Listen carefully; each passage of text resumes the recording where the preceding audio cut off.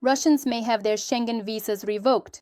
Tourists from Russia have flooded the resorts of France, Italy, and Greece, so European countries have decided to deprive Russians of their favorite vacations, according to the Italian press. Thus, the European Commission is preparing the 19th package of sanctions, which is expected to include a complete ban on issuing tourist visas to Russian citizens. A decision is expected as early as September 12th.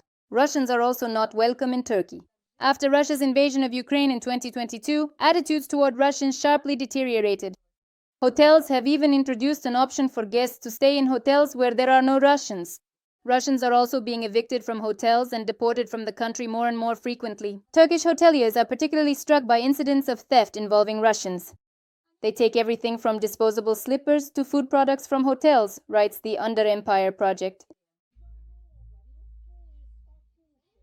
In Azerbaijan, citizens of the aggressor country complained en masse about document checks, unknown persons, and violence. At the same time, Poland will completely close its border with Belarus due to military exercises West 2025. This was stated by Polish Prime Minister Donald Tusk. Tusk said that the aggressive Russian-Belarusian exercises West will begin on Friday, September 12th. On Thursday evening, we will close the borders with Belarus, including railway crossings, announced the Polish Prime Minister. The commander of the Lithuanian army, Raimundas Vaikšnoras, stated that as the joint Russian-Belarusian exercises West 2025 approach, about 40,000 military personnel will be concentrated in the Baltic countries and Poland. Lithuania has even imposed restrictions on the use of part of its airspace ahead of the exercises West 2025. In temporarily occupied Crimea, scouts set fire to valuable Russian air defense assets. A JOR Special Forces unit struck the RLM-M radar module, part of the Nebo-M complex, right while it was on the move. According to the main intelligence directorate of the Ukrainian Ministry of Defense, this happened on the eve of the scouts' professional holiday. The skilled operators of unmanned systems control crews from the Department of Active Operations of the GUR Ministry of Defense of Ukraine. On the eve of Military Day, Ukrainian intelligence delivered precise strikes on two expensive air defense system assets belonging to the Russian occupiers in temporarily occupied Crimea. In particular, a podlet radar station and a meter-band radar module from the advanced Nebo-M complex were successfully hit and neutralized. Also, on the morning of September 9th, an air raid alert sounded in temporarily occupied Crimea. In Sevastopol, public transport was halted, and local social media channels reported alleged launches of Storm Shadow missiles. Traffic on the Kerch Bridge was also stopped. Meanwhile, the velvet season on the peninsula has been ruined.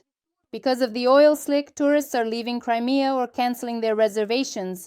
The area of the oil slick approaching Crimea reaches 350 square kilometers. According to reports, the slick formed during the loading of petroleum products onto a Turkish tanker in Novorossiysk.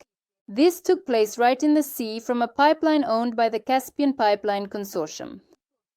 A hose burst, causing 10 tons of oil to spill into the sea. As a result, an oil slick formed, stretching from Novorossiysk along the coast of Anapa. It is now very closely approaching the Kerch Strait. 2 bridges down, Ukrainian defenders blew up enemy crossings into Russia, complicating logistics. This was reported by the 58th Separate Motorized Infantry Brigade.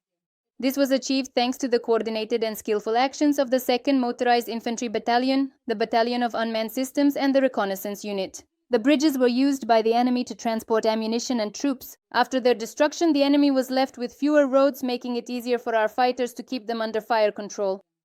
Reconnaissance detected unusual enemy activity near one of the bridges. This bridge was actively used by the occupiers to supply their troops. To check, they flew in with an FPV drone equipped with fiber optics. They saw mines and struck the target. After that, they decided to check another bridge as well. There too, they discovered the bridge was mined and blew it up. Also, in Penza, Russia, a main oil pipeline system has been put out of operation. 2 main gas pipeline pipes with a throughput capacity of 2 million barrels per day have ceased to function. This was reported by a Union source in the main intelligence directorate of the Ministry of Defense of Ukraine. At least 4 explosions occurred on September 8th in the railway district of the city of Penza. In addition, according to the source in Ukrainian intelligence, 2 more regional gas pipeline pipes were damaged at the same location. This concerns the main Kuybyshev-Lysychansk oil pipeline, which was also blown up on the same day in Russia's Saratov region. According to the source, the affected facility has a capacity of 82 million tons per year. In addition, the Kremlin indirectly confirmed that during the overnight drone attack on September 9th, Putin was in the Sochi area.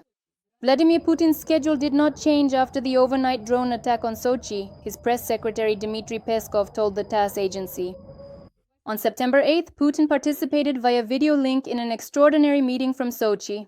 The BRICS aircraft, an Il-96-300PU of the Rossiya Special Flight Detachment with the tail number RA96024, which arrived in Sochi the day before, is still at the city's airport according to this flight radar. It was on this very plane that Putin flew to Alaska for a meeting with Donald Trump. On the evening of September 8th, according to Telegram channels, Ukrainian drones attacked temporarily occupied territories as well as Russian regions. In particular, there are reports of a large number of strikes in occupied Donetsk. According to public sources, the former Tapas plant was hit there, a site that the Russians have repeatedly used as a base for military equipment and personnel. Footage of the strikes and explosions is being posted online. According to the Ukrainian channel Dnipro Osint, not only was the former Tapas plant attacked in occupied Donetsk, but also the command post of the 41st Combined Arms Army on the grounds of the Research Institute of Integrated Automation, as well as the command post of the 20th Guards Motor Rifle Division on the territory of the Donetsk metallurgical plant.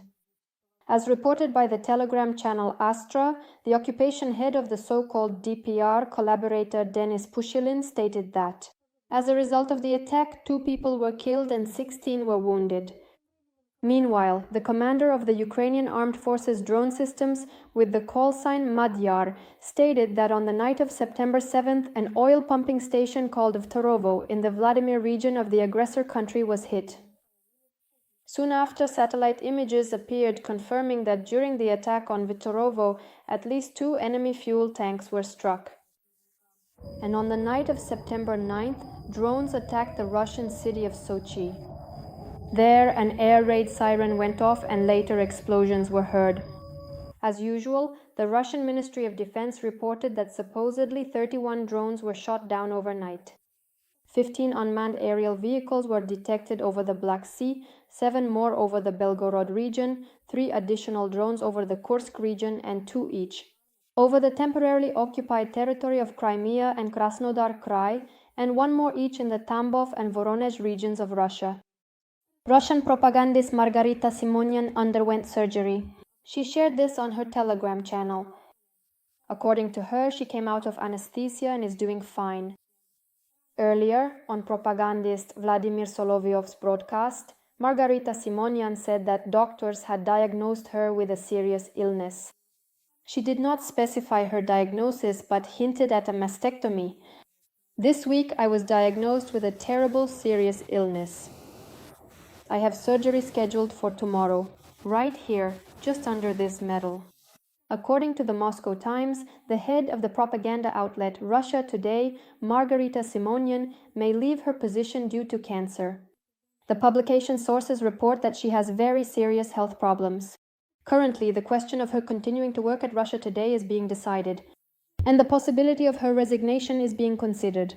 As is well known, the media holding Rossiya Segodnya, which includes the RIA Novosti agency as well as the Russia Today TV channel, is one of the Kremlin's key propaganda tools. Both Margarita Simonyan and the Rossiya Segodnya media group have been sanctioned by the US and the European Union.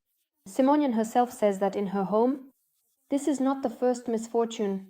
According to the propagandist, her husband, TV host Tigran Keosayan, has been in a coma in the hospital for 9 months after clinical death. Earlier, Simonyan claimed that because of her husband's serious illness, she allegedly planned to go to the so-called special military operation, as Russian propagandists refer to Russia's war against Ukraine. Soon after, she stated that she gave up on this idea for the sake of her children. Russian dictator Vladimir Putin may have been in Sochi during the drone attack on the city on the night of September 9th. According to Telegram channels, on September 8th it was from Sochi that he participated via video link in the BRICS meeting. According to Flight Radar 24, a few hours before that, an Il-96-300PU aircraft arrived in Sochi. It was on this plane that the Russian dictator flew to Alaska to meet with US President Donald Trump. According to Flight Radar 24, the presidential aircraft is still in Sochi.